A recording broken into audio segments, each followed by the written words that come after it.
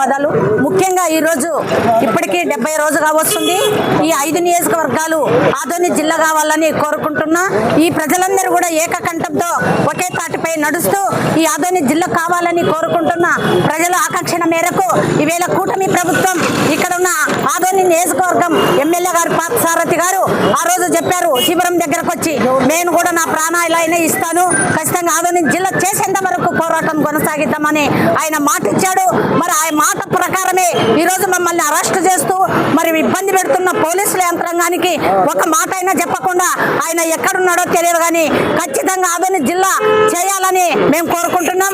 మరి ముఖ్యంగా ఆదోని నివాస అయినటువంటి మరి టీజీ వెంకటేష్ కొడుకు కుమారుడైన భరత్ కూడా ఆయనకి ఇష్టం లేదు అసలు ఆదోని జిల్లాకు చేసేది. ఎందుకయ్యా మీకు ఇష్టం లేదు? ఆదోని జిల్లా అయితే అభివృద్ధి అవుతుందని, కర్నూలుకి ఇబ్బంది అవుతుందని, ఆదోనిలో ఉన్న కెమికల్ ఫ్యాక్టరీలు కూడా ఈ రోజు వరకు మా వాళ్ళు కేసులకు తిరుగుతున్నారు. ఈ కెమికల్ ఫ్యాక్టరీ నుంచి ప్రజలు ఎంతో ఇబ్బంది పడుతున్నారు. జిమ్మకలు దస్తున్నాయి, పశువులు దస్తున్నాయి, విషవాయు లోపల నుంచి నీళ్లు రావడం లేదు ఆ ప్రాంతంలో. ఇలాంటి పరిస్థితులు కొనసాగుతున్నారు. ఇదేనా మీ రాజ్య పాలన? పాలన అంటే ప్రజల్ని విభజించి పాలించడమా? ప్రజలపైన విషము చల్లడమా? ఇలాంటి ఫ్యాక్టరీలను తీసివేయాలి. ఆదోని జిల్లా చేసేంత వరకు మేము కొనసాగిస్తాం. మరి దశాల వారీగా కూడా ప్రజలంతా ఏకమై జేఏసీ పక్కకున్నా కూడా మేము ఖచ్చితంగా ఈ ఉద్యమాన్ని కొనసాగిస్తాం.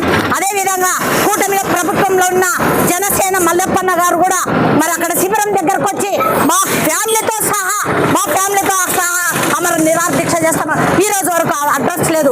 మరి ముఖ్యంగా మొదటి 10వ తేదీ డిసెంబర్ 10వ తేదీన ఆదోని జిల్లా బంద్కు టీడీపీ వాళ్ళు కూడా వచ్చారు. ఈ రోజు అడ్రస్ లేకుండా పోయారు. ఏమి మీకు భరత్ ఏమైనా ఇబ్బంది పెట్టాడా, లేదంటే జై నాగేశ్వర రెడ్డి ఇబ్బంది పెట్టాడా? ఇవన్నీ మాకు కావాలి అడ్రస్లు. ఖచ్చితంగా మీరందరూ కలిసి వస్తే ఆదోని జిల్లా అవుతుంది.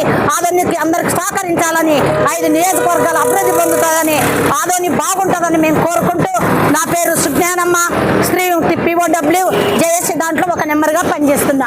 అంతే కదా సార్?